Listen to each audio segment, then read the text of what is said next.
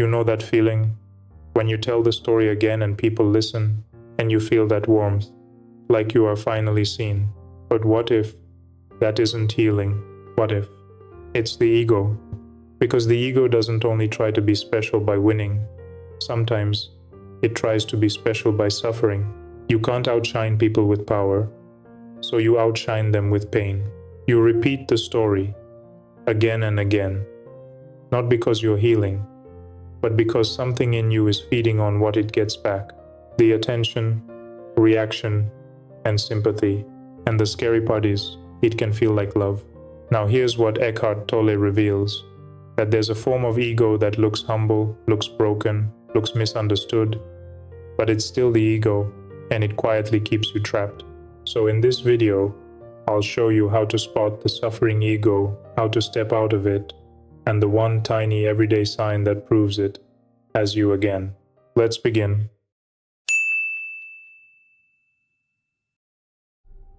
The ego has one main drive, self-assertion. It needs to feel like it matters, so it tries to become more important, more impressive, more significant compared to others. And it doesn't care how it gets that feeling.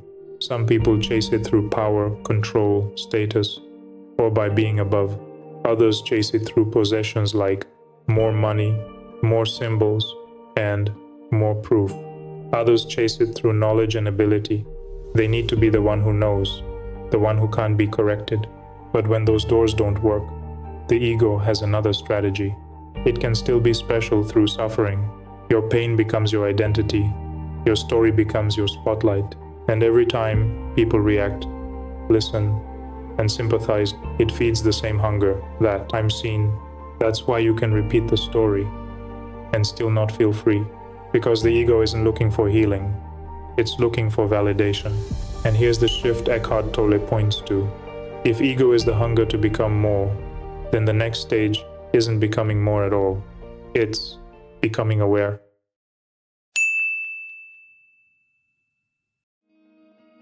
For a while, self-assertion is normal.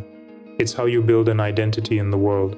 You grow up, you test yourself, you chase goals, and your sense of me becomes stronger.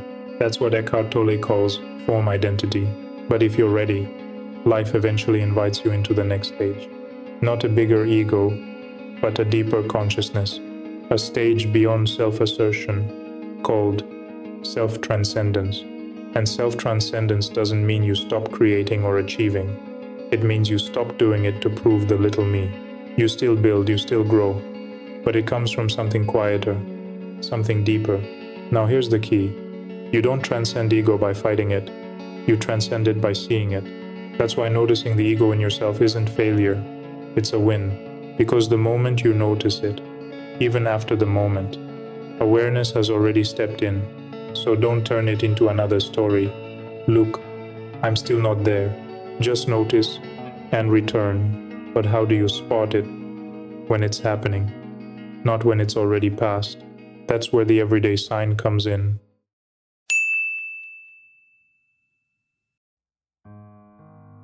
Now this is where awareness becomes practical, because you don't need hours of reflection to spot the ego. You just need one ordinary moment, and there is one moment that exposes it faster than almost anything else. The need to be right. The second someone disagrees with you, watch what happens. It starts as a normal conversation, then the body tightens, the tone sharpens, the voice rises. That rise is the signal. This is not confidence. Rather, it's identification. Your opinion has become me. So the ego doesn't just defend an idea. It starts defending itself. And once it's defending itself, it doesn't stop at explaining. It escalates. You attack their position. Then you start attacking them. You label them. You reduce a human being to a concept. And now disagreement has turned into war. But here's the practice. If you catch it, even after, that's not failure, that's awareness. Next time you feel that inner heat, pause, notice the body, and ask one question. Am I protecting truth, or am I protecting my image? Because the moment you see that, the grip loosens. And that's how self-assertion begins to end. As we conclude, So here's what Eckhart Tolle is really pointing to. Ego is the stage where you try to become more important, more impressive, more seen, even if more is suffering. But self-transcendence begins the moment you start catching it, not judging it, not fighting it, just seeing it. Because every time you notice the need to be right, every time you feel that urge to prove yourself, and you pause, you're no longer feeding the old in stage. You're stepping out of it, and that's where life starts to change. Not because your circumstances become perfect, but because you stop needing them to confirm who you are. So the next time you feel yourself tightening, voice rising, trying to win, don't make it personal, make it conscious. That moment is the doorway, and on the other side of that doorway is the end of self-assertion and the beginning of a life lived from something deeper.